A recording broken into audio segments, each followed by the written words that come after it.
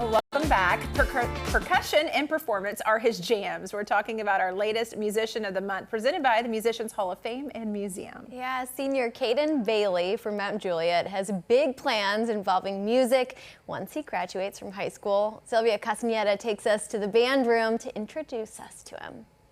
I'm Kaden Bailey, and I go to Green Hill High School, and I'm the Musician of the Month. I think my entire life I had always been like a little bit into drumming. Like I would just tap on things and create my own rhythms. But Kaden's love for drumming became serious a few years ago. So my passion did start my sophomore year. That's when I really started liking what I was doing.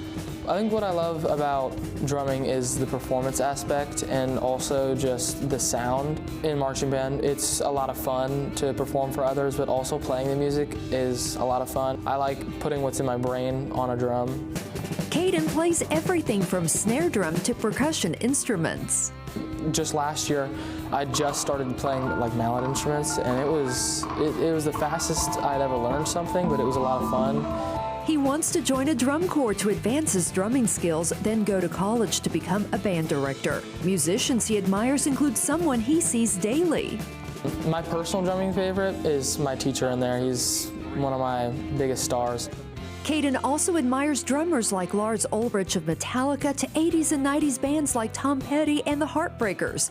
So Kaden heads to the Musicians Hall of Fame and Museum in downtown Nashville to hear the stories behind famous drummers. Kaden, I was so excited to hear that you were going to be our Musician of the Month this month because you're a drummer. In the Musicians Hall of Fame and Museum, we have so many sets of drums that your mind will be blown. We're going to start here with Stan Lynch's drums. Stan was Tom Petty and the Heartbreakers drummer, and he played on the first 7 records that Tom Petty and the Heartbreakers produced. He only left because he was going on tour with them, and they were playing some of Tom's individual music instead of with the Heartbreakers, and it just made him feel out of ease on that. But the real cool story is he started playing drums because he was kind of a little hothead when he was a kid, and he was getting into fights at school. He had played guitar and piano, and someone suggested that the drums might give him a little bit of release for some of that frustration that he had, and so he picked up on that. The extra 2 toms up here and that lower tom over there, I haven't seen those on very many drum sets. The whole setup looks nice. Like it would look easy to play. So Kaden, our second set of drums that I wanted to offer you to review is Uriel Jones, and he was actually one of the Funk Brothers. So Motown in the late 50s and 60s, they were just booming, and this is a facade of the actual building. Uriel was one of 3 drummers at Motown, and their arranger, his name was Paul Reiser. He said Uriel was one of the funkiest drummers that he had ever arranged for. And Uriel, you can hear him playing on the Supremes. You can hear him playing on Stevie Wonder. Standing in the Shadows of Motown is a movie that's great. You might want to check that out. It highlights a lot of the Motown artists who really don't get their due deserves. You might be saying, hey, this isn't a drum. I'm a drummer. Why are you showing me this stand-up bass?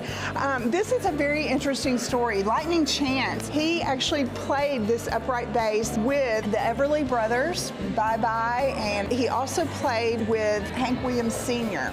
But the reason that I wanted to bring this to your attention was Lightning also played on the Grand Ole Opry, and for a very long period of time, really up until like 1974, I think, when they moved out to the Opry House, they would not allow drums on stage. They would only have stringed instruments, banjos, fiddles, guitars.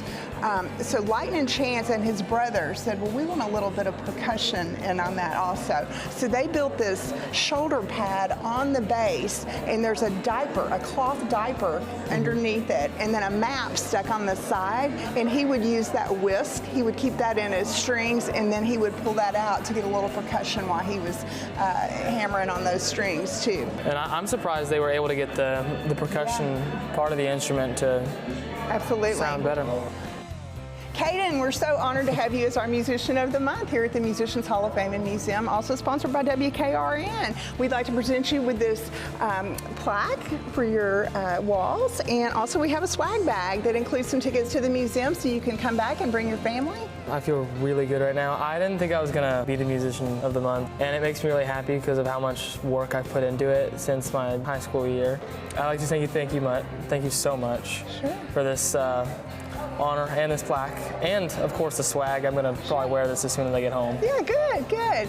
And performing professionally like these inductees may be in his future. They put a lot of hard work into this, so I want to put a lot of hard work into what I do. Hopefully I have the people to help me throughout my life and get me to that point.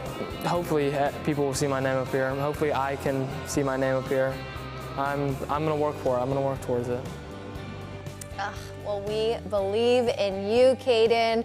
All right, now, there is a young musician. If you feel that they need to be recognized, it's easy to submit a nomination. Visit localon2.com, then click on Contests under the drop-down tab. High school students are eligible, including students who are homeschooled.